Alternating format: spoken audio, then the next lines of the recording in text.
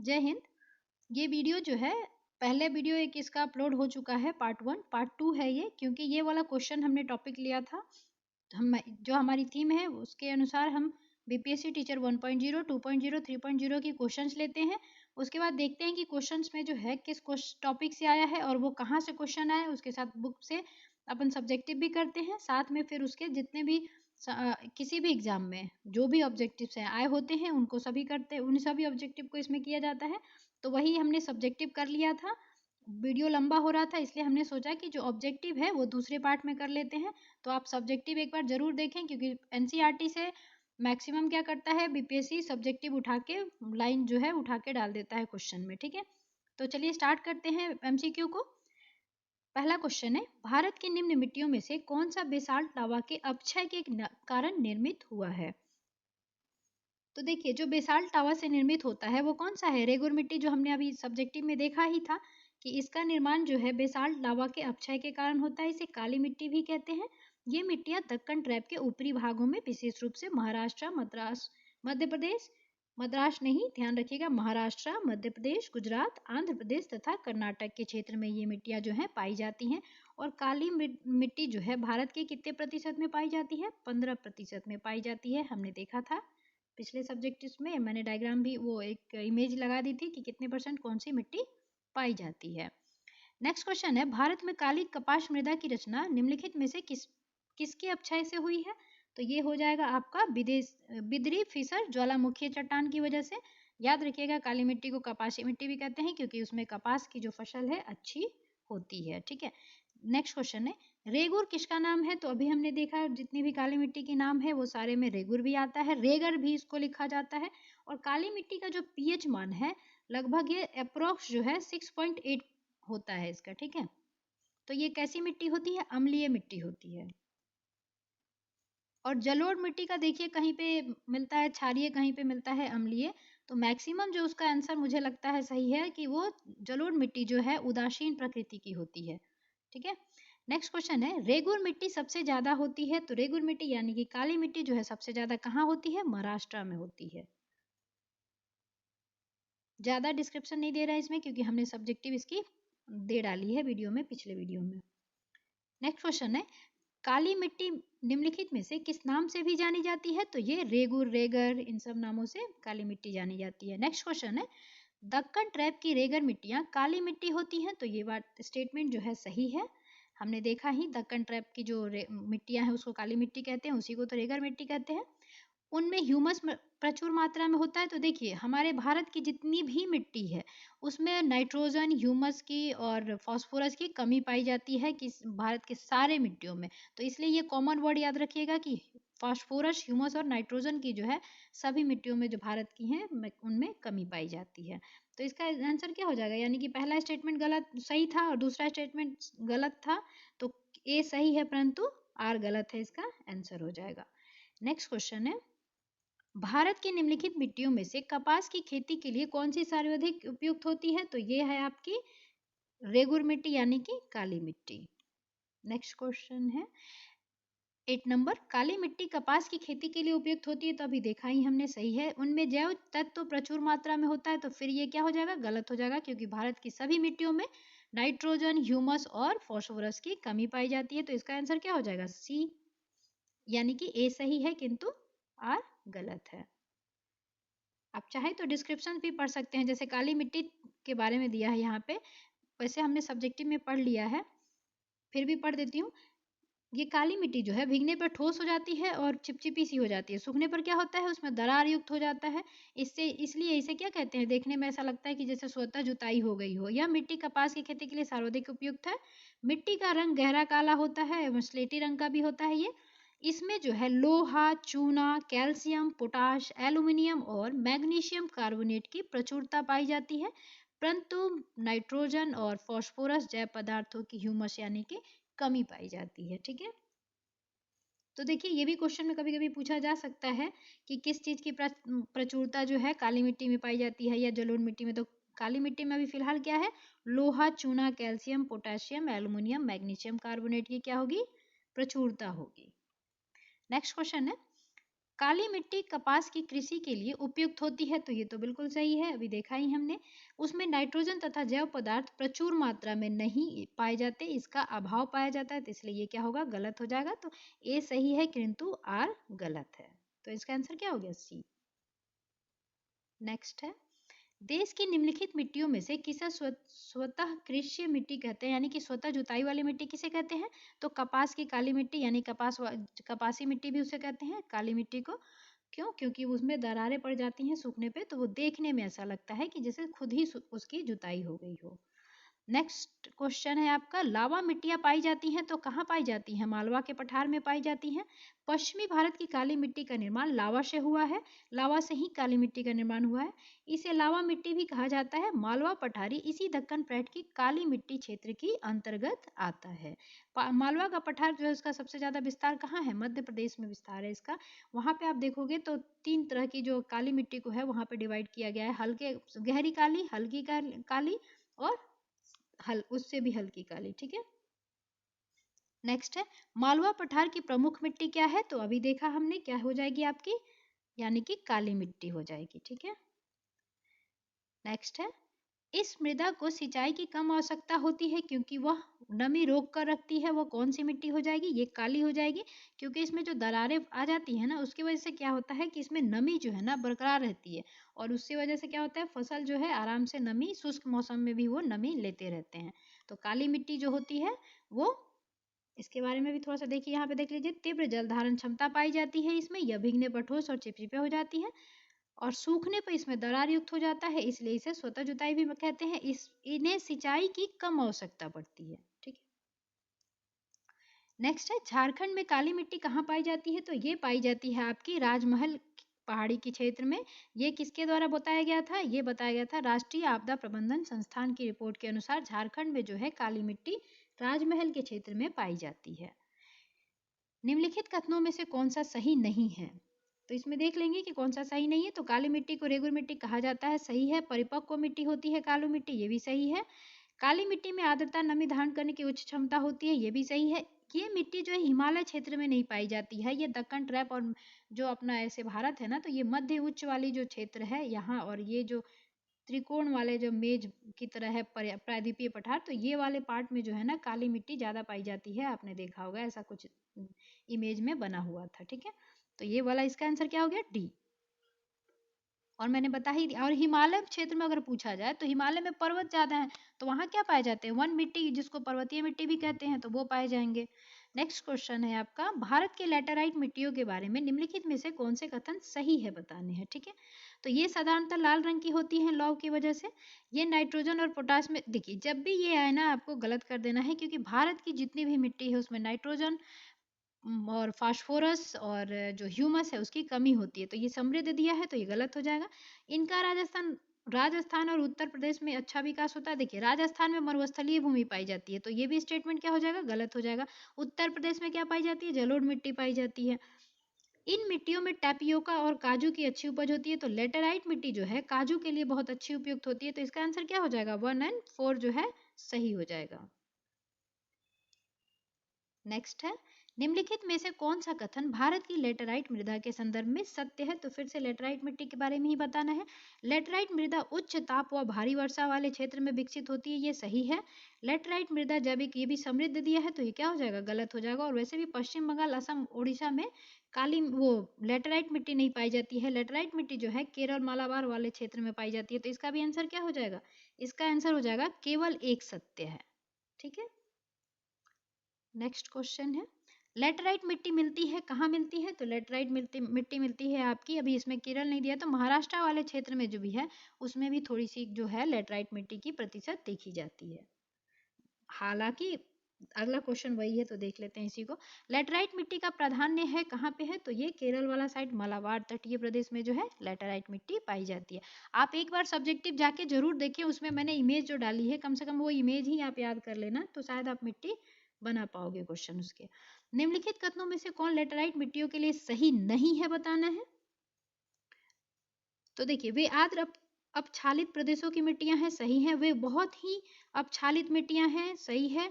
देखिए उनमें प्रचुर मात्रा में चूना नहीं पाया जाता है, उसमें चूने का अभाव पाया जाता है लेटराइट मिट्टी में। और लेटराइट मिट्टी जो होती है ना, उसकी उर्वरता जो होती है कम होती है। तो इसका आंसर क्या हो जाएगा? डी। लेटराइट मिट्टी में नाइट्रोजन, फॉस्फोरिक अम्ल और पोटाश, चूना, कार्बनिक तत्वों की जो है कमी पाई जाती है। क्या क्या की कमी पाई जाती है? नाइट्रोजन तो सब में पाया ही जाता है, फॉस्फोरस सब में पाया ही जाता है कमी, साथ में इसमें पोटाश, चूना और कार्बनिक तत्वों की भी कमी पाई जाती है। नेक्स्ट है आपका, भारत में निम्नलिखित में से कौन सी मृदा प्रारूप लोहे के अतिरेक होने के कारण अनुर्वर हो रही, यानी कि उर्वरता खोती है अपनी?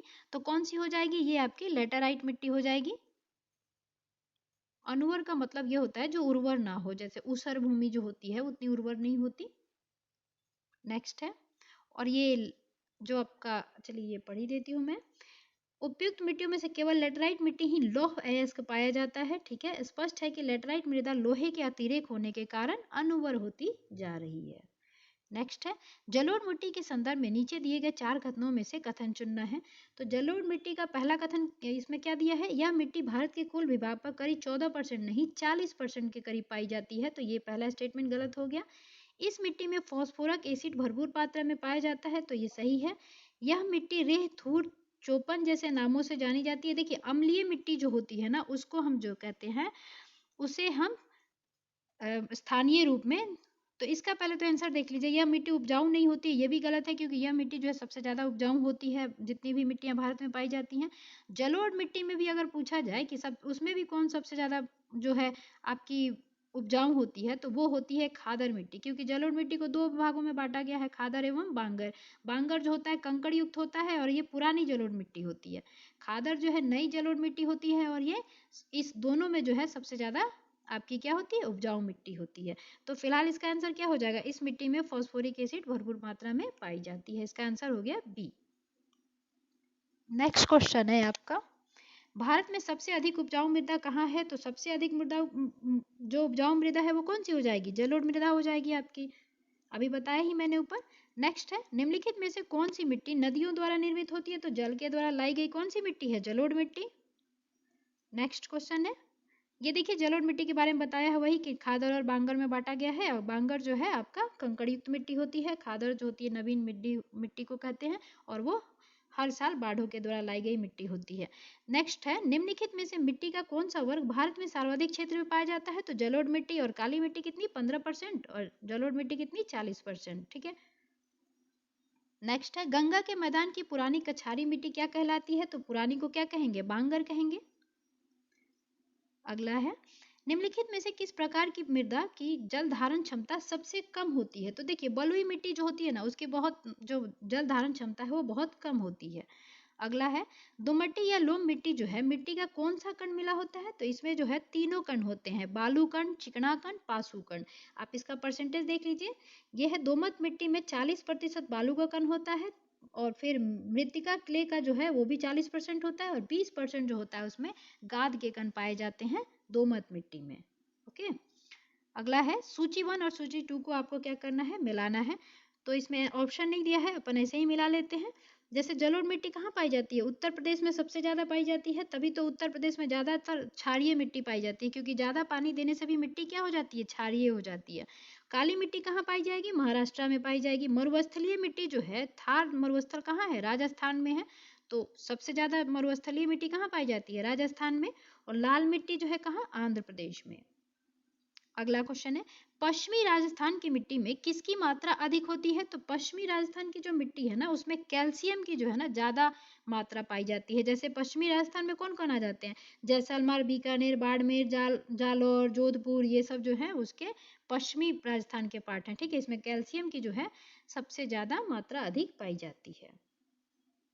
अगला है, निम्नलिखित में से कौन सी फसल मृदा को नाइट्रोजन से भरपूर करती है? तो आपको पता है कि मटर या दलहनी फसलें जो होती हैं वायुमंडल में नाइट्रोजन स्थिरीकरण के द्वारा मृदा में नाइट्रोजन में भरपूर कर देती हैं, और नाइट्रोजन जो है पौधे जो है नाइट्रेट्स के रूप में लेती हैं। उसी में एक ये भी इंपॉर्टेंट फसल आता है, आपको इससे भी नाइट्रोजनीकरण किया जाता है, अल्फा अल्फा जो एक घास है उसका। ये क्वेश्चन कभी पूछा हुआ है। उसके बाद ड्राई बीन्स, गैरो बीन्स भी, और मटर और सोयाबीन, उड़द भी याद रखिएगा, इससे भी क्या होता है? नाइट्रोजनीकरण किया जाता है। नेक्स्ट है, भूमि की उर्वरता बढ़ाने के लिए निम्न में से कौन सी फसल उगाई जाती है? तो अभी हमने देखा ही, तो कौन सा हो जाएगा? उड़द हो जाएगा इसमें। अगला है, भारत के कुछ भागों में यात्रा करते हुए आप देखेंगे कि कहीं कहीं लाल मिट्टियां पाई जाती हैं। इसके रंग का जो मुख्य कारण है वो क्या है? फेरिक ऑक्साइड की जो विधमता है, विद्यमान रहता है उसमें, इसी वजह से ये मिट्टी जो है लाल रंग की दिखती है आपकी। अगला है, भारतीय मृदाओं में जिस सूक्ष्म तत्व की सर्वाधिक कमी है वो कौन सा है? जस्ता है। ठीक है, सबसे ज्यादा कमी वही पाई जाती है। अगला क्वेश्चन है, हिमालय की मिट्टियों में ह्यूमस प्रचुर मात्रा में होता है। देखिए, ह्यूमस कहीं भी पूछे तो वो कम होता है, तो ये गलत हो जाएगा। दूसरा जो है, हिमालय में सर्वाधिक क्षेत्र वन आच्छादित होते हैं, तो ये सही है। तो इसका आंसर क्या हो जाएगा? ए गलत है किंतु आर सही है। ठीक है, अगला है, करेवास मृत्तिका जो जाफरन केसर की एक स्थानीय प्रकार के उत्पादन के लिए उपयोगी है, पाई जाती है। कहाँ पाई जाती है ये? वैसे भी आपको पता है कि केसर के लिए कश्मीर ही जाना जाता है, और कश्मीर हिमालयन में जो है, ये क्वेश्चन का जो है आंसर हो जाएगा।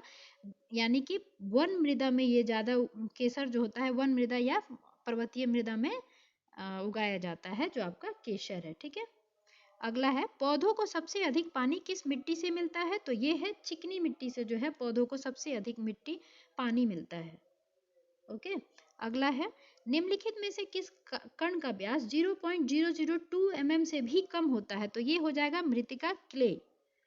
ठीक है, अगला है, निम्नलिखित कथन ऊसर मिट्टी के संबंध में बताना है। तो चूने के, देखिए ऊसर मिट्टी जो होती है आपकी, ये हो चूने के द्वारा नहीं, ये जिप्सम के द्वारा इसको वो किया जाता है, क्योंकि ये अम्लीय नहीं क्षारीय प्रकृति की होती है। इस मिट्टी का जो पीएच मान होता है 7 से अधिक होता है। इस मिट्टी में धान की फसल उगाई जा सकती है, तो ये भी सही है। इसका मतलब इसका आंसर हो जाएगा ए गलत, 1 गलत है, 2 और 3 सही है। तो 2 और 3 किसमें आंसर दिया है? ये वाला हो जाएगा आपका आंसर। अगला है, सामान्य फसलें उगाने के लिए उर्वर भूमि का पीएच मान कितना होने की संभावना रहती है? तो सामान्य जो देखिए 6 से 7 के बीच में होती है, उसी में जो है फसल के लिए उगाने के लिए जो है अच्छा माना जाता है।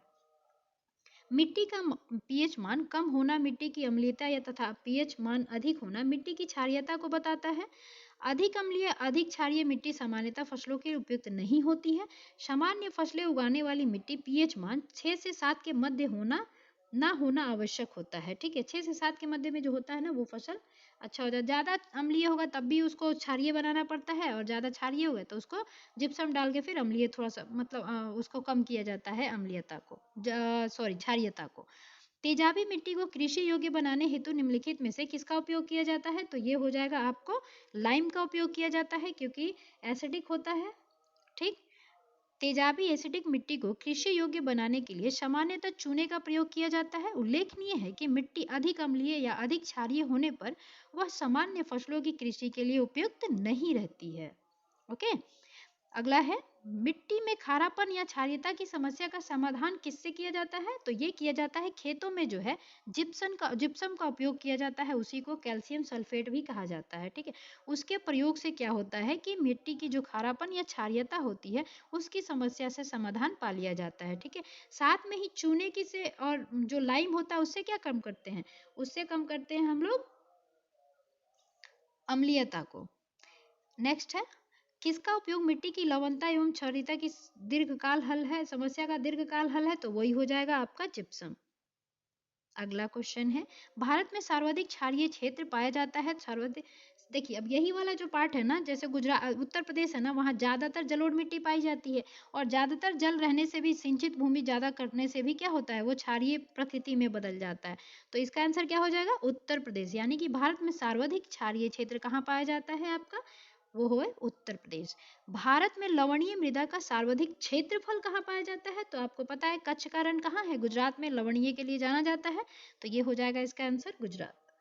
अगला क्वेश्चन है, मृदा का लवणीय भवन मृदा में एकत्रित सिंचित जल के वाष्पीकृत होने से पीछे छूटे नमक और खनिजों से उत्पन्न होता है। सिंचित भूमि पर लवणीय भवन का क्या प्रभाव पड़ता है? तो ये क्या है, इस मिट्टी को ना कुछ मृदाओं को अपारगम्य बना देती है। यह कुछ मृदाओं को अपारगम्य बना देती है। इस क्वेश्चन का आंसर हो जाएगा। अगला क्वेश्चन है, थोड़ा सा उसका जो हम ये है डिस्क्रिप्शन देख लेते हैं। मृदा में एकत्रित सिंचित जल सिंचित जल के वाष्पीकृत होने से पीछे छूटे नमक और खनिजों से उत्पन्न होता है। सिंचित भूमि पर लवणीय भवन होने के कारण मृदाएं अपारगम्य बन जाती हैं। ओके। अगला क्वेश्चन है, निम्नलिखित में से कौन सी मिट्टी चाय बगानों के लिए उपयुक्त होती है? तो ये है अम्लीय मिट्टी। अपन बोलते हैं ना चाय मेरे लिए भी लेते आना, उससे याद रखिएगा चाय की बगान जो है अम्लीय मिट्टी में पाई जाती, मतलब ज्यादा उपयुक्त माना जाता है। ओके। जल निकासी के पर्याप्त सुविधा के कारण इन बगानों में पर्वतीय ढलानों पर लगाया जाता है। आपने देखा ही होगा ज्यादा पर्वतीय जो राज्य हैं उनमें चाय की बगानें ज्यादा फेमस हैं।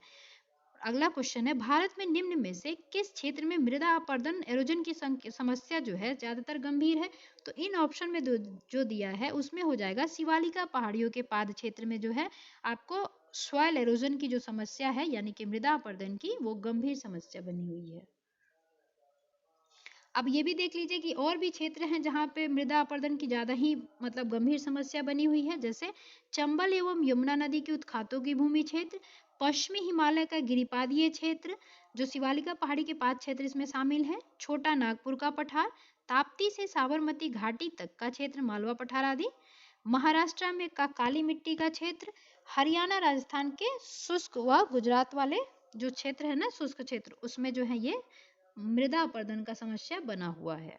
अगला क्वेश्चन है, निम्न में से भारत का कौन सा क्षेत्र मृदा अपरदन इरोजन से अत्यधिक प्रभावित है? तो ये हो जाएगा आपका चंबल घाटी। ठीक है, चंबल घाटी जो जानते ही होंगे आप लोग, चंबल नदी की वजह से जाना जाता है, बड़ी बड़ी खड्डे और खो बनाती है। चंबल नदी जो है एक अध्यारोपित नदी है, अभी आगे क्वेश्चन में मैं बताऊंगी भी। चंबल घाटी के खो खड्डों के निर्माण का कारण निम्नलिखित में से किस प्रकार का? तो देखिए ये बहुत बड़ी बड़ी अवनालिका बनाता है, मतलब बड़ी बड़ी रील जो हो जाती है ना उसको अवनालिका कहते हैं। तो खो खड्डे जो हैं बहुत बड़े रूप में देखे जाते हैं, चंबल नदी जो है ना वो बनाती है।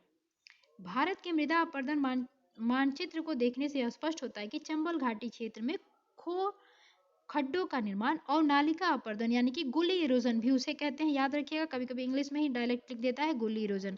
चंबल नदी के द्वारा बनाए गए जो अपरदन है उसको क्या कहते हैं? अवनालिका और गुली इरोजन कहते हैं। अगला क्वेश्चन है, निम्नलिखित में से मृदा अपरदन प्रक्रियाओं के सही क्रम को पहचानना है। तो देखिए इसका आंसर हो जाएगा ए, यानी कि पहले आश्फल अपर्दन, परत अपर्दन होता है, फिर रील अपर्दन होता है, फिर अवनालिका अपर्दन होता है। यानी कि सबसे बड़ा कौन हो जाएगा? अवनालिका अपर्दन, जो बड़े बड़े रील्स उसमें बड़े बड़े गड्ढे बन जाते हैं। ठीक है, तो चलिए देख लेते हैं किसे क्या कहते हैं। मृदा अपर्दन के जो ये क्रमिक जो अनुक्रम है इस प्रकार है। असफाल अपर्दन यानी कि वर्षा की बूंदें जो होती है ना, छोटी छोटी बूंदें जो मिट्टी पर आघात से मृदा कणों के पृथक्करण को आश्फल या बौछारों से बूंदाघात अपर्दन के नाम से जाना जाता है इसको। परत अपर्दन ये होता है कि सीट एरोजन हो जाता है जब मिट्टी जल के साथ बहने लगती है, ऊपर की परतें जो है ना खनिज लवण वगैरह सब साथ में लेके जब जाने लगती है तो उसको क्या कहते हैं? एक परत जैसे कि एक लेयर ही आपका क्या होता है, वो इरोजन हो जाता है, अपर्दन हो जाता है उसका, उसको क्या कहेंगे? परत अपर्दन। अगला जो है रील अपर्दन, जब मिट्टी में छोटी एवं कम गहरी नालियां बनती हैं तो उसको क्या कहते हैं? रील अपर्दन कहते हैं। और जब वही रील जो है बड़ी बड़ी विस्तृत हो जाती हैं तो उसको अवनालिका कहते हैं। एक होता है धारा चैनल अपर्दन भी, जो जब जल एक मोटी धारा के रूप में प्रवाहित होने लगता है और चैनल को तब तक अपर्दित करता है जब तक कि वह स्थिर ढाल प्राप्त नहीं कर लेता, उसे क्या कहते हैं? धारा चैनल अपर्दन। ओके। अगला है, कृषि भूमि में किसके पौधों उगाने से भूमि का अपरदन अधिकतम तीव्रता से होता है? तो देखिए ये सोधर्म जो है ना, ज्वार जिसे कहते हैं, उस वो जो है अन्य फसलों की तुलना में भूमि के अपरदन के लिए अधिक उत्तरदायी है। ओके।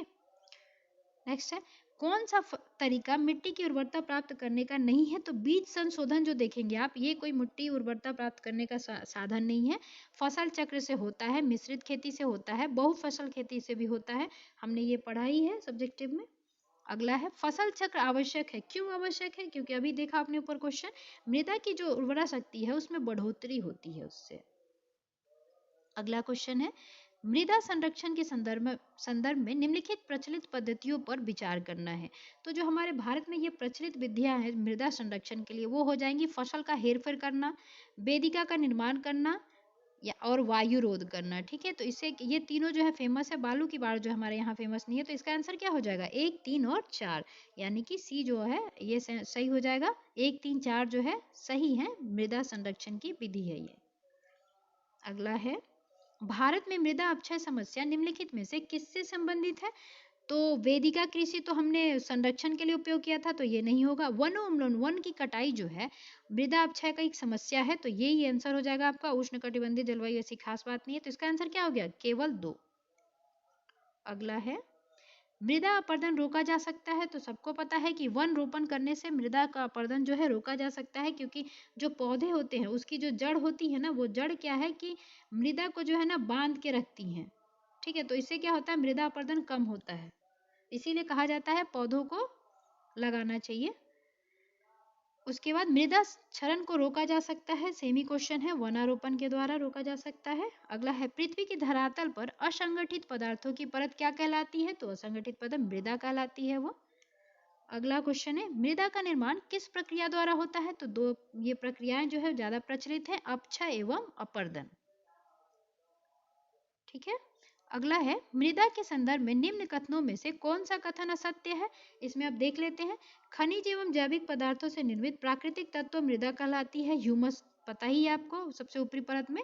मृदा जीव मंडल में ऊर्जा तथा पोषक तत्वों के स्थानांतरण के माध्यम के रूप में कार्य करती है, ये भी सही है। मृदा में ह्यूमस के रूप में कार्बनिक तत्वों का अभाव नहीं होता, अभाव होता है, तो ये मतलब पाई जाती है, ह्यूमस में कार्बनिक तत्व जो है पाए जाते हैं, क्योंकि सड़े गले ही तो होते हैं। तो ये आंसर जो है गलत है, तो ये असत्य कथन हो जाएगा, इसका आंसर क्या हो गया, सी। अगला है मृदा के महत्व के संदर्भ में निम्नलिखित में से कौन सा कथन सत्य है, बताना है, ठीक है। मृदा स्टेटमेंट पढ़ लेते हैं। मृदा पदार्थों के जैविक संगठनों के द्वारा गमन, चक्रण एवं पुनर्चक्रण में सहायक करती है। मृदा से मानव समाज के खाद्यान्न की आवश्यकता पूरी होती है, सबको पता है। मृदा में उपस्थित खनिज जैविक तत्व पौधों के लिए पोषण उपलब्ध कराते हैं, ये भी सही है, तो इसका आंसर क्या हो जाएगा, उपरोक्त सभी। अगला है मृदा के अवयव के रूप में जैविक पदार्थ कितना प्रतिशत पाया जाता है, तो ये 5 से लेके 12% तक जो है आपका जैविक पदार्थ पाया जाता है मृदा में। निम्नलिखित में से कौन सी मृदा संबंधित है, तो ये हो जाएगा इंडेफिक। वैसे मृदा के वैज्ञानिक अध्ययन को क्या कहते हैं, पेडालॉजी, याद रखिएगा पेडालॉजी कहा जाता है, ठीक है। अगला है हिमोड मोरोइन एक प्रकार की मृदा अपरदन है जो निम्नलिखित में से किसके कारण होता है, तो ये हिमोड जो होता है हिमनद के द्वारा होता है, ठीक है। अगला है हिमनद के द्वारा लाए गए पदार्थ जैसे छोटे बड़े सैल, रेत एवं तलछट मिट्टी निक्षेपित होते हैं, जिन्हें हिमनद कहा जाता है, ये क्या है, हिमोड। अगला है मृदा के ह्यूमस निर्माण की दर को प्रभावित करते हैं, तो मृदा के ह्यूमस निर्माण में कौन से योग जो है काम करते हैं, ये काम करते हैं वनस्पति जात और प्राणी जात, क्योंकि उन्हीं के सड़ने गलने से जो है ह्यूमस का निर्माण होता है, जो सबसे ऊपरी परत पे पाया जाता है। अगला है निम्नलिखित में से किस मृदा में जैविक पदार्थ की अत्यधिक मात्रा पाई जाती है, तो ये है आपका वर्टिसॉल में जो है, इसमें जो ह्यूमस जैविक पदार्थ जो है सबसे ज्यादा जेलीसॉल में पाई जाती है, तो इसका आंसर क्या हो जाएगा, जेलीसॉल। जैविक पदार्थ सबसे ज्यादा किसमें पाई जाएगी, जेलीसॉल में पाई जाएगी। अगला है सामान्य रूप से सैल, मलबा या ढाल के गिरने वाली मिट्टी में बृहद संचलन के रूप में परिभाषित किया जाता है, तो सबको पता है जो भूसंकलन होता है ये सामान्य रूप से डायरेक्ट कुछ पत्थर भी कुछ मिट्टी को एकदम से हटा ही देता है, ठीक है। तो इसका क्या आंसर हो जाएगा, भूसंकलन। अगला है निम्नलिखित में से कौन एक मृदा निर्माण के तटस्थ कारक की भूमिका निभाता है, तो समय। सब 1 सेंटीमीटर मृदा को निर्माण होने में 100 वर्ष लग जाते हैं और 2.5 सेंटीमीटर बनाने में हजारों वर्ष लग जाते हैं, ठीक है, ये याद रखिएगा। भूमि कारक को अन्य किस रूप में जाना जाता है, तो भूमि कारक को किस अन्य रूप में जाना जाएगा, तो ये जाना जाएगा मृदीय कारक के रूप में। आगे है निम्नलिखित में से सुमेलित करना है इसमें, तो ये क्या है, अभी आपने क्वेश्चन देखा था जैविक पदार्थ कितने पाए जाते हैं मिट्टी के अवयव में, 5 से 12%। मृदा वायुमंडल जो है 15 से 35% पाए जाएंगे, और खनिज पदार्थ जो है 38% से लेके 47% के बीच में पाए जाते हैं मृदा में। अगला क्वेश्चन है मृदा निर्माण के कारणों के संदर्भ में निम्नलिखित कथनों पर विचार करना है, तो देख लेते हैं क्या स्टेटमेंट है। किसी भी क्षेत्र में मृदा का निर्माण आधार सेल के अपक्षय के द्वारा होता है, तो हमने देखा ही। मृदा निर्माण में समय एक तटस्थ कारक की भूमिका निभाता है, अभी क्वेश्चन में था ही, तो ये भी सही हो गया। जलवायु मृदा में स्थित नमी की मात्रा का तथा तापमान को निर्धारित कर एवं प्रभावित करती है, तो ये भी सही है। पौधे तथा जीव जंतु मृदा निर्माण को प्रभावित नहीं करते हैं, ये बिल्कुल गलत है, क्योंकि ह्यूमस में काम करते हैं तभी तो मृदा बनती है, तो ये इसका आंसर क्या हो जाएगा, 1 2 3 जो है सही है, सही ही बताना था ना, तो इसका आंसर हो गया बी। अगला है मृदा निर्माण के प्रमुख कारक क्या हो सकते हैं? तो स्थलाकृति, उच्चावच ये भी होते हैं, समय भी होता है और जलवायु भी होता है। तो इसका आंसर क्या हो जाएगा? 1 2 3 तीनों जो है मृदा निर्माण के कारक हैं। समय देखा ही आपने कितना लंबा समय लगता है। मृदा निर्माण जो होता है, मृदा जनन जो होती है, वो बहुत धीमी प्रगति से होती है। अगला क्वेश्चन है किसी निश्चित पर्यावरण में विभिन्न कारकों द्वारा मृदा के निर्माण एवं विकास की प्रक्रिया क्या कहलाएगी? मृदा निर्माण प्रक्रम कहलाएगी वो। हमने देखा ही था मृदा परिच्छेदिका क्या कहलाती है? जो संस्तर बनते हैं ना उनको कहते हैं मृदा परिच्छेदिका, यानी कि स्तर लेयर बनने की प्रक्रिया को। अगला क्वेश्चन है मृदा विक्षालन बड़ी समस्या है, कहाँ पे है ये? तो उष्ण कटिबंधीय वर्षावन प्रदेशों में जो है मृदा विक्षालन बड़ी समस्या है, क्योंकि मृदा विक्षालन प्रक्रिया में ऐसा होता है कि जितने भी खनिज लवण जो ऊपरी परत पे होते हैं धरती में, वो क्या होते हैं? बह जाते हैं पानियों के साथ में। अगला क्वेश्चन है अपचयन क्रिया में होती है, इसमें क्या होता है? अपचयन तो हमने पढ़ा ही है। मृदा में क्या होती है? ऑक्सीजन की आयन की क्षमता होती है, आयन की जो क्षति होती है उसमें, उसे क्या कहते हैं? अपचयन क्रिया कहते हैं। यानी कि मृदा में ऑक्सीजन की क्षति को क्या कहेंगे? अपचयन प्रक्रिया। अगला है अपक्षय एवं अनाच्छादन के विभिन्न कारक भूतल पर चट्टानों को तोड़-फोड़ कर शैलपूर्ण के रूप में परिवर्तित कर देते हैं, जिनमें चट्टान से प्राप्त हुए खनिजों का मिश्रण होता है। बाद में धीरे धीरे पेड़ पौधे व जीव जंतुओं का गला सड़ा अंश मिल जाता है, जिसे क्या कहते हैं? ह्यूमस कहते हैं। ये ह्यूमस का ही डेफिनेशन है। अगला है मिट्टी निर्माण प्रक्रम के अंतर्गत किसमें सिलिका तथा क्षारीय पदार्थों का निक्षालन होता है? तो ये लेटराइजेशन जो होता है, इसमें सिलिका तथा क्षारीय पदार्थों का क्या होता है? निक्षालन होता है। अगला है मिट्टी निर्माण प्रक्रिया दिया है और मिट्टी का नामकरण दिया है, तो हम लोग देख लेते हैं इसमें। देखिए जो सबसे आसान है उसको पहले मिला लेंगे। जैसे सैलिनाइजेशन है, ये क्या होगा? लवणीय मृदा का होगा। एल्केनाइजेशन क्या होगा? क्षारीय मृदा का होगा। अपक्षालन किस में होता है? लैटेराइट मृदा में होता है। और कैल्सिफिकेशन क्या हो जाएगा? पेडोकल मृदा में होता है। ठीक है, तो ये देख लीजिएगा आप, मैंने मिला दिया है, एक्चुअली ऑप्शन नहीं है, तो वही आंसर हो जाएगा। अगला क्वेश्चन है निम्न में से कौन सा कथन सही है बताना है। मृदा विक्षालन उष्णकटिबंधीय वर्षावन प्रदेशों की बड़ी समस्या है, अभी क्वेश्चन था ही। टेरोरेशा का प्रारूपिक विकास उस भूभाग में होता है जिसमें चूना पत्थर होता है, तो ये भी सही है। तो इसका आंसर क्या हो जाएगा? दोनों सही है। अगला है मृदा निर्माणक प्रक्रम सॉइल फॉर्मिंग प्रोसेस में क्या शामिल होता है? तो इसमें शामिल होता है मृदा की क्षति, मृदा संवर्धी, पदार्थों का विस्थापन, पदार्थों का रूपांतरण। तो इसका आंसर क्या हो जाएगा? इसका आंसर हो जाएगा, यानी कि सभी जहां दिया होगा 1 2 3 4 सभी सही है। अगला क्वेश्चन है मृदा अपरदन क्षेत्र के उपचार हैं। अब मृदा अपरदन जो होता है उसके क्षेत्र का अगर आपको उपचार करना है तो क्या हो सकता है इसमें? जैसे दिया है समुच्चय क्षेत्र की किनाराबंदी कर देंगे तो सही बात है। वृक्षों की कटाई जो है वो नहीं होगा, तो ये तो गलत हो जाएगा। पशुओं की ये भी गलत हो जाएगा। तो भू उपभोग का विनिमय, यानी कि जो आपका इसका आंसर क्या हो जाएगा? 1 और 2 बस सही है। ठीक है,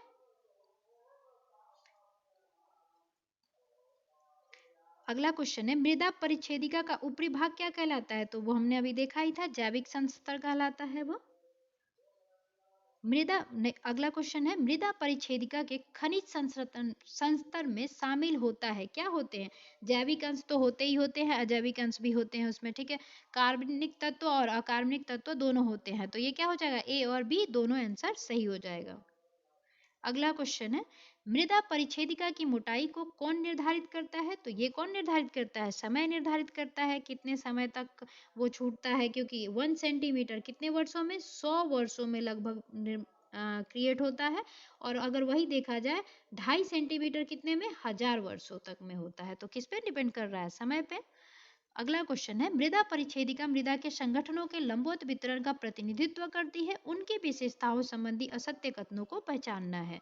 तो इसमें क्या हो जाएगा? इसमें जो क्वेश्चन हो जाएगा, वायु की मात्रा जो है मृदा परिच्छेदिका में गहराई के साथ बढ़ती है, ये वाला जो ऑप्शन है ना, ये इसका आंसर हो जाएगा। ठीक है, और बाकी जो स्टेटमेंट दिए हैं आप पढ़ लीजिएगा एक बार। असत्य कथन बताना था तो मैंने बता दिया। अगला क्वेश्चन है यह मिट्टी का सबसे ऊपरी स्तर है जिसमें संस्तर है, यानी कि जिसमें जैव पदार्थ तथा ह्यूमस होता है। इसे ऊपरी स्तर टॉप सॉइल भी कहते हैं। इसके ऊपरी भाग में ह्यूमस तथा निचले भाग में जैव तत्वों की अधिकता होती है। इस स्तर के तीसरे भाग में जल द्वारा ऊपरी भागों में ह्यूमस तथा जैव पदार्थ ले जाया जाता है। इसे अपवहन क्षेत्र जोन ऑफ एलिवेशन भी कहते हैं। ये कौन सा है, किसके बारे में बताया जा रहा है? सिंपल सी बात है, जब सबसे टॉप सॉइल जो होता है ए संस्तर में होता है तो यही आंसर हो जाएगा, ए संस्तर। अगला क्वेश्चन है, पूर्ण विकसित संस्तरों वाली क्षेत्रीय मिट्टियां जिनमें संबंधित सुमेलित करना है। ठीक है, अब इसमें क्या करना है, आपको सुमेलित करना है कि कौन सा जो है इसमें आंसर हो जाएगा, मिलान करना है। इसका ऑप्शन नहीं दिया हुआ है, तो चलिए अपन वो मिलान कर लेते हैं।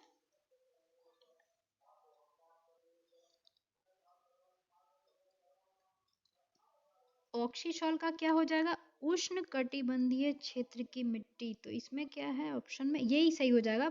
ए का जो है आपका ए हो जाएगा। अल्टीसॉल का क्या हो जाएगा, 2 हो जाएगा। स्पोडोसॉल का टैगा क्षेत्र में मिलने वाली जो मिट्टी होती है उसको क्या कहते हैं, स्पोडोसॉल। अल्टीसॉल किसको कहते हैं, या उष्ण उपोष्ण क्षेत्र में जो मिट्टी होती है उसको अल्टीसॉल कहते हैं। ऑक्सीसॉल किसे कहते हैं, उष्ण कटिबंधीय क्षेत्र की मिट्टी को क्या कहते हैं, ऑक्सीसॉल। और भी है एरिडोसॉल, किसे कहते हैं, यह रेगिस्तानीय प्रदेश की लवणीय क्षारीय मिट्टी को क्या कहते हैं, एरिडोसॉल। ओके, अगला है सुमेलित फिर करना है। तो सबसे ऊपरी जो परत होती है उसको क्या कहते हैं, मृदा कहते हैं।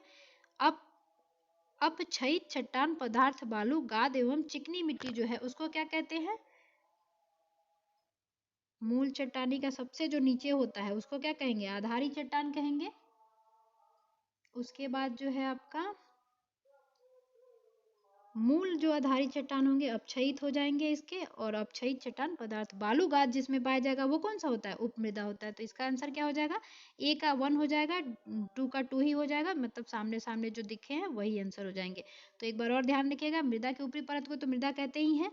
अपक्षयित चट्टान पदार्थ बालू गाद और चिकनी मिट्टी वाले कौन से भाग होते हैं, उपमृदा वाले भाग होते हैं। आधा स्तर मूल आधारी चट्टान वाले भाग कौन से होते हैं, अपक्षयित चट्टान होते हैं। मूल चट्टानी पदार्थ जो बिल्कुल अभी बड़े बड़े होते हैं, हमने संस्तर में देखा ही था ना कि 4 संस्तर थे, तो सबसे बड़े बड़े सेल जो आधारी सेल पाए जाते थे वो क्या थे, मूल चट्टान वाले थे, उसको क्या बोलते हैं, आधारी चट्टान। ठीक है, अगला क्वेश्चन है, मृदा परिच्छेदिका के संदर्भ में निम्नलिखित कथनों पर विचार करना है। तो देखते हैं इसका क्या क्या है। भूतल तथा उसके नीचे उपस्थित आधार सहित के ऊपरी भाग के मध्य स्थित समस्त मृदा मंडल में के लंबवत स्तरों को सामूहिक रूप से मृदा परिच्छेदिका कहते हैं। ये तो बिल्कुल सही है, क्योंकि स्तर जो बनता है उसको मृदा परिच्छेदिका कहते हैं। जैविक संस्तर को ओ से इंगित किया जाता है, इसमें दिया नहीं है तो ओ हो जाएगा, ओ से इंगित किया जाता है। खनिज संस्तर में सीमित मात्रा में जैविक अंश पाए जाते हैं, तो ये भी पता है। तो इसका आंसर क्या हो जाना चाहिए, सभी। उपयुक्त में से सभी जो है उसके सही आंसर हो जाएंगे। अगला है, किस प्रकार की मृदाएं अच्छी तरह विकसित नहीं हुई होती हैं। तो ये एंटीसॉल नाम की जो एंटीसॉल टाइप की जो मृदाएं होती है ना, वो अच्छी तरह से विकसित नहीं हुई होती हैं। ओके, अगला क्वेश्चन है, पौधों में वियोजित अवशेष किस मृदा में पाए जाते हैं। तो पौधों में जो वियोजित अवशेष होते हैं वो हिस्टोसॉल मृदा में पाए जाते हैं। अगला क्वेश्चन है, एल्यूमिनियम तथा आयरन ऑक्साइड की अत्यधिक मात्रा वाली मृदा को क्या कहते हैं। तो उसको कहते हैं पेड़ लफर मृदा। ओके, एल्यूमिनियम पेड़ लफर मृदा जो होती है उसमें एल्यूमिनियम तथा आयरन ऑक्साइड की अत्यधिक मात्रा पाई जाती है। अगला क्वेश्चन है, काली मृदा मुख्यतः किस फसल के साथ संबंधित है। तो हमने देखा ही, इसका नाम ही है कपासी मृदा। अम्लीय मृदा में चाय आता है। निम्नलिखित में से कौन सी मिट्टी नदियों द्वारा लाई जाती है। तो जलोढ़ मिट्टी, हमने देखा ही है, जलों के द्वारा लाया हुआ जलोढ़ मिट्टी। जिस मृदा में चूने की मात्रा कम होती है उसको क्या कहते हैं। जब चूने की मात्रा जब मिलाते हैं तो अम्लीय जो हमारी जो मिट्टी है, जब वो अम्लीय होती है तो हम उसको क्या करते हैं, उसमें लाइम मिलाते हैं, यानी कि उसको क्षारीय बनाने की कोशिश करते हैं। लेकिन इसमें क्या दिया है कि जिसमें चूना की मात्रा कम होती है तो उसको क्या कहेंगे अपन, ये अम्लीय लिखा है मैंने, अम्लीय। अम्लीय जब भी आए आपको तो याद रखना है कि लाइम मिलाया जाएगा तो वो कम होगा, और अगर जब भी आपको क्षारीय आएगा कि क्षारीय में क्या होगा तो उसका हो जाएगा आपको जिप्सम। ये चीज हमेशा ध्यान रखना है। फिलहाल इसका आंसर क्या हो गया, जिस मृदा में, ये अम्लीय मृदा हो जाएगा। ठीक है, आगे है, लाल मृदा वर्ण किसके कारण होता है। तो ये हमने देखा ही, लौह यौगिक के वजह से होता है जो आपका लाल मृदा होता है।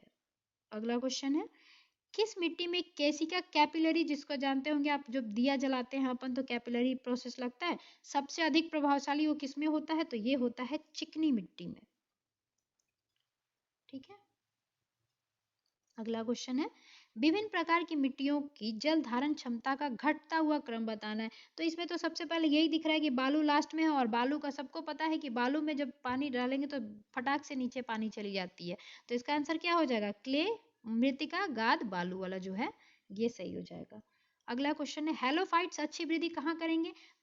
तो ये जो है ना क्षारीय मिट्टी में जो है अपना वृद्धि करते हैं। हेलोफाइट्स क्षारीय में और जीरोफाइट्स जो होते हैं रेगिस्तान में होते हैं। ठीक है, जीरोफाइट्स। और इसकी क्या हो गई? हेलोफाइट्स जो है कहाँ पे? क्षारीय में। अगर याद नहीं रहे तो किसी से हेलो करते हैं, उसने क्या क्या झाड़ दिया आपको कि काय को हेलो हेलो कर रहा है बार बार, तो आपको इससे याद रखिए कि हेलोफाइट्स जो मिट्टियां होती हैं वो कहाँ पाई जाती हैं? क्षारीय मिट्टी में जो है उसका वृद्धि ज्यादा होता है। अगला क्वेश्चन है, टेरो रेशा का प्रारूपिक विकास किस भूभाग में होगा? चूना पत्थर वाले भाग में होगा। अगला है, निम्नलिखित में से किसे डेल्टा प्रदेश की ऊपरी भूमि कहते हैं? इसमें कह रहा है तो इसमें हो जाएगा चार्स, ये चार्ल्स नहीं चार्स होगा, ऐसा चार्स। ठीक है, अगला क्वेश्चन है, उच्च अक्षांश के चीड़ के वन की राख जैसी धूसर मृदा को नाम से भी जाना जाता है। तो इसमें इस मृदा को किस नाम से भी जाना जाता है? तो ये पॉड सॉल्स के नाम से भी इसको जाना जाता है। याद रखिएगा, चीड़ के वन की राख जैसी धूसर मृदा को किस नाम से जानते हैं? पॉड सॉल्स मृदा के नाम से भी जानते हैं। नेक्स्ट है आपका अगला क्वेश्चन, सूची 1 सूची 2 को मिलाना है। तो इसका आंसर आपको हो जाएगा, देखिए पोडॉल है तो ये किसका हो जाएगा? ये ए का क्या हो जाएगा आपको? शीत समशीतोष्ण में पाए जाएंगे। ये चेरमोजम जो कहाँ पाए जाते हैं? समशीतोष्ण क्षेत्र में पाए जाते हैं। स्पॉट जोल्स जो है आइस, ये समशीतोष्ण वाले, ये वाला फोर्थ हो जाएगा। लैटेराइट उष्ण एवं उष्णकटिबंधीय क्षेत्र में जो है लैटेराइट पाया जाता है। ठीक है, अगला क्वेश्चन है, ये थोड़ा प्रिंटिंग होने में वो हो गया है। अगला क्वेश्चन है, सूची 1 सूची 2 को फिर मिलाना है। तो इसमें क्या हो जाएगा आपका? ऑक्सीसॉल, ये भी ऊपर क्वेश्चन मिला ही था, तो ऑक्सीसॉल का क्या होगा? संस्तरों की कमी वाली भूमि। ठीक है, वर्टिसॉल का क्या हो जाएगा आपको? चिकनी मिट्टी वाला, मात्रा में अधिक की और अधिक, यह भी क्वेश्चन ऊपर था ही। हिस्टोसॉल क्या हो जाएगा आपको? जैव पदार्थ में अति समृद्ध होता है ये। एंटीसॉल अभी मिला ही था, बहुत पुरानी और अत्यधिक अपक्षीण मृदा को क्या कहते हैं? एंटीसॉल। ये बहुत कम विकसित होती है एंटीसॉल मिट्टी जो होती है। अगला फिर क्वेश्चन है, सुमेलित ही करना है। इसमें तो नॉर्मल दिया है, तो ये क्या हो जाएगा? उर्वरा जो है उपजाऊ भूमि को कहते हैं। मरुभूमि किसको कहते हैं? मरुस्थल वाली भूमि को मरु कहते हैं। नदी मृतिका नदी द्वारा सिंचित भूमि को कहेंगे। और देव मृतिका किसको कहेंगे? वर्षा द्वारा सिंचित भूमि को देव मातृका कहते हैं, मातृका। ठीक है, अगला क्वेश्चन है, कृषि मृदाओं के संदर्भ में निम्नलिखित कथनों पर विचार करना है। तो इस पे विचार कर लेते हैं। मृदा में कार्बनिक पदार्थ का उच्च अंश जल धारण क्षमता को कम करता है, कम नहीं करता, वो बढ़ाता है। तो इसका क्या हो जाएगा? ये गलत हो जाएगा। गंधक चक्र में मृदा की कोई भूमिका नहीं होती है, तो ये भी आपका क्या हो जाएगा? गंधक चक्र में कुछ समयावधि तक सिंचाई कुछ कृषि भूमि पर, ये जो है ना, देखिए ज्यादा सिंचाई करते हैं ना, तो अभी उत्तर प्रदेश में यही वाली चीज तो देखे थे हमने कि क्या होता है, ज्यादा सिंचाई की वजह से वो भूमि जो होता है लवणी भवन में योगदान करती है। तो इसका आंसर हो जाएगा आपका ये वाला जो है आपका। इसमें क्या बोलना था? बताना था, कृषि मृदा के संदर्भ में निम्नलिखित कथनों पर विचार करना, सही बताना है। उपरोक्त कथनों में से सही कौन सा है? तो इसका आंसर हो जाएगा आपको, देखिए इसका जो आंसर है बी है। ठीक है, यानी कि केवल 3 जो है उसमें सही है, क्योंकि लवणी भेद नहीं, वो क्षारीय बना देता है ज्यादा, जो नमक युक्त होता है ना, मिट्टी के ऊपर जो नमक तैरने लगता है उस टाइप में। और ये वाला जो है क्या करता है? वो बढ़ाता है, जल धारण क्षमता को क्या है? बढ़ाता है। तो इस क्वेश्चन का एक बार और से रीड कर देती हूँ मैं इस क्वेश्चन को। देखिए, कृषि मृदाओं के संदर्भ में निम्नलिखित कथनों पर विचार करना है कि कौन सा सही है, बताना है। तो मृदा में कार्बनिक पदार्थ उच्च अंश जल धारण क्षमता को कम नहीं करता है, बढ़ाता है, तो ये गलत हो जाएगा। और ये वाला जो स्टेटमेंट था ना, कुछ सिंचाई, जब ज्यादा सिंचाई करने लगते हैं तो वो क्षारीय भूमि में योगदान करता है, तो ये भी गलत हो जाएगा। ये लवणी भवन का योगदान करता है, दिया है। उसके बाद गंधक चक्र में मृदा की कोई भूमिका नहीं होती है। ठीक है, तो ये सही है कि कोई उसकी भूमिका नहीं होती मृदा में। तो इसका आंसर क्या हो जाएगा? केवल 3। वैसे इस क्वेश्चन में थोड़ा सा डाउट हुआ है तो मैं इस क्वेश्चन को देखूंगी। आप लोग भी एक बार इस क्वेश्चन को जरूर देखेंगे और कुछ अगर इधर उधर लगे तो आप लोग कमेंट सेक्शन में जरूर उसको मेंशन करें। 109 नंबर क्वेश्चन। अगला है, निम्नलिखित कथनों पर विचार कीजिए। चेरनोजम मृदाएं प्रेरी वनस्पति की उच्च घास के उत्पन्न होती है, यानी कि इसका कहना है कि चेरनोजम मृदाएं जो होती हैं, प्रेरी जो आप देखे होंगे कहाँ पाया जाता है, दक्षिण अमेरिका में जो घास है प्रेरी घास पाई जाती है कि ऊंची घास में उत्पन्न होती है, तो ये सही हो जाएगा। लैटेराइट का विकास गर्म तथा आर्द्र जलवायु दशाओं में होता है, ये भी पता है, हमने देखा ही था लैटेराइट के विकास में, निर्माण में। अगला तो इसका क्या हो जाएगा, 1 और 2 दोनों सही है, तो इसका आंसर क्या हो जाएगा, यानी कि जहां भी दिया ये 1 और 2 दोनों सही है। अगला क्वेश्चन है, निम्नलिखित कथनों पर विचार करना है। रेंडजीना एक काली मिट्टी है, तो ये भी सही है। नदी के ऊपरी भाग में मिट्टी के कण प्रायः मोटे होते हैं, तो सब होते हैं। तटीय मृदा नारियल की कृषि के लिए विशेष रूप से उपयोगी होती है, तो केरल में आपने देखा ही है तटीय मृदा ज्यादा पाई जाती है और लैटेराइट मिट्टी, और वहां पे क्या होता है, नारियल का जो खेती है बहुत बड़े लेवल पे होती है, तो इसका आंसर क्या हो जाएगा, 1 2 3 तीनों सही है। अगला क्वेश्चन है, निम्न में से कौन अंतः क्षेत्रीय मृदा इंट्राजोनल के वर्गों में आते हैं, तो दलदली मृदा आता है, लवणा युक्त मिट्टी यानी लवणीय क्षारीय मिट्टी जो होती है दोनों आती हैं, कैल्शियम युक्त मिट्टी भी आती है जिसको रेंडजीना अभी ऊपर देखा ही हमने, काली मिट्टी भी कहते हैं उसको, तो ये क्या हो जाएगा, इसका आंसर भी हो जाएगा ये सभी। अगला क्वेश्चन है, पीट मिट्टी में जीवाणु की क्रिया नहीं होती है, कारण दिया है जल जमाव के कारण इस मिट्टी में ऑक्सीजन का अभाव होता है, तो ये सही बात है कि जल जमाव जब होता है ना तो उससे क्या होता है, ऑक्सीजन की जो है अभाव होने लगती है। ठीक है, तो इसका आंसर क्या हो जाएगा, पीट मिट्टी में जीवाणु की क्रिया नहीं होती, तो इसका आंसर हो जाएगा आपको A और R दोनों सही है, और ये व्याख्या भी सही कर रहे हैं। ठीक है, अगला क्वेश्चन हो जाएगा आपका,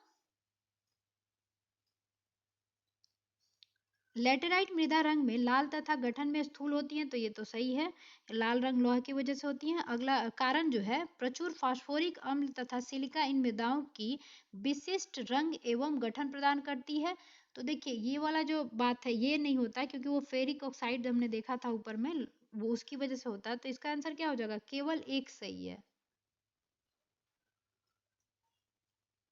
अगला क्वेश्चन है, फिर कथन और कारण ही है, तो कथन क्या है, वॉर्टिसॉल मृदाएं ऑस्ट्रेलिया, भारत एवं सूडान में विस्तृत रूप से मिलती है। उसके बाद कारण क्या दिया है, मृतिका उत्पादक पदार्थ आवर्ती शुष्क एवं आर्द्र ऋतुओं वाले भू मध्य तापीय या उष्ण कटिबंधीय जलवायु में उपलब्ध होता है, तो इसका आंसर क्या हो जाएगा, देखिए A और R दोनों तो सही है ही, लेकिन साथ में ये भी जो इसका डिस्क्रिप्शन है, ये कारण जो बता रहा है वो भी सही है, क्योंकि वॉर्टिसॉल मृदाएं जो है ऑस्ट्रेलिया में और भारत में राजस्थान क्षेत्र में देखेंगे वहां भी पाई जाती है, तो सूडान में भी पाई जाती है, और इसका जो मृतिका उत्पादक पदार्थ आवर्ती शुष्क एवं आर्द्र ऋतु वाले भूमध्य तापीय या उष्ण कटिबंधीय जलवायु में उपलब्ध होते हैं, तो इसका आंसर क्या हो जाएगा, ए, यानी कि A और R दोनों सही हैं और सही व्याख्या करते हैं। अगला क्वेश्चन है, मृदा संरक्षण की उस विधि को क्या कहते हैं जिसमें समुच्चय रेखाओं पर रेदिकाएं बनाने के लिए पत्थरों घास मृदा का उपयोग किया जाता है एवं रोधिकाओं के सामने जल एकत्र करने के लिए खाइयां बनाई जाती हैं, तो इसको क्या कहते हैं, समुच्चय रेखीय राधिकाएं, रोधिकाएं सॉरी, समुच्चय रेखीय रोधिकाएं कहते हैं। उसको देख लीजिएगा एक बार और, जो क्वेश्चन है उसको पढ़ लीजिएगा क्योंकि वो समुच्चय रेखीय रोधिकाएं का डेफिनेशन है एक तरह से, और वैसे ज्यादा ये बड़ा क्वेश्चन है, नहीं भी याद हो तो यहाँ पे देखिए समुच्चय रेखाओं का रोधिकाओं दिया, वही आंसर होगा आपका। ठीक है, अगला क्वेश्चन है, मृदा संरक्षण वह प्रक्रम है जिसमें, अब मृदा संरक्षण का क्या होता है, जिसमें हम मृदा को नुकसान होने से बचाते हैं और सुरक्षित करते हैं, तो इसका आंसर क्या हो गया, डी। अगला क्वेश्चन है, भू संरक्षण की परिरेखा बंधवन विधि का प्रयोग किया कहाँ के लिए किया जाता है, तो नदी के प्रवाह के जो सनिट का क्षेत्र होता है ना वहां किया जाता है। उसके बाद आपको जो फैलने की संभावनाएं होती हैं अपतृण की, तो वहां भी किया जाता है, या गुल भूमि में भी किया जाता है, तो इसका आंसर क्या हो जाएगा, ए, नहीं A और B नहीं होगा, इसका आंसर हो जाएगा आपको B और C दोनों सही है। अगला क्वेश्चन है, पद मृदा परिक्षीणन सोयल इम्पावरमेंट निम्नलिखित में से किससे संबंधित है, तो ये संबंधित है आपका मृदा में पादप तो नहीं, ये नहीं होगा, मृदा अपरदन नहीं होगा। मृदा के पोषक तत्वों में समृद्ध हो जाना, ठीक है, तो इसका आंसर क्या हो जाएगा? मृदा का पादप पोषक तत्वों में समृद्ध करना, मतलब कि अच्छा परिक्षीणन है, मृदा का परिक्षीणन है, तो ये क्या हो जाएगा इसका आंसर? इसका आंसर हो जाएगा मृदा में पादप पोषक तत्वों की बहुत कमी हो जाना। मृदा परिक्षीपण निम्नलिखित में से किससे संबंधित है? तो उनकी जो पोषक तत्व है वो बहुत ज्यादा कमी हो जाती है। अगला क्वेश्चन है, मृदा संरक्षण की उस विधि को क्या कहते हैं जिसमें वर्षा दोहन से मृदा को सुरक्षित रखने के लिए अलग अलग समय पर भिन्न भिन्न फसलें एकांतर कतारों में उगाई जाती हैं? तो इसको क्या कहते हैं? बीज का फसल उगाना, यानी कि फसल चक्र करते हैं तो उससे क्या होता है? सुरक्षित हो जाता है, मृदा संरक्षण होता है हमारा, उसमें जो आपका मृदा की उर्वरा शक्ति है वो भी बनी रहती है। अगला क्वेश्चन है, निम्नलिखित में से कौन सा तटीय अपर्दनी लक्षण है? तो इसका ऑप्शन खांच भी होता है, तटीय मेहराब भी होगा और भृगु भी होगा। तो इसका आंसर क्या हो जाएगा? 1, 2 एंड 3 तीनों जो है तटीय अपर्दनी के लक्षण है, ठीक है, तो इसका आंसर क्या हो जाएगा? 3, 1, 2, 3 तीनों हो जाएंगे। चलिए यहाँ पे क्वेश्चन जो है समाप्त होता है। आपने अगर वीडियो इतना पेशेंस बना के देखा है तो इसके लिए आपको धन्यवाद। और वैसे भी जीवन में धैर्य के बिना कुछ भी हासिल नहीं कर सकते हैं। चलिए, आपके काम की अगर चीज़ लगी हो, अगर वीडियो में जानकारी मिली हो आपको, तो वीडियो को लाइक करें, और चैनल पे नए हैं तो आप चैनल से जुड़े। मिलते हैं हम इसी तरह के वीडियो में अगले किसी वीडियो में, किसमें उसमें जो होगा अगला टॉपिक होगा और क्वेश्चंस होंगे इसी तरह बीपीएससी टीचर एग्जाम के। तब तक के लिए जय हिंद।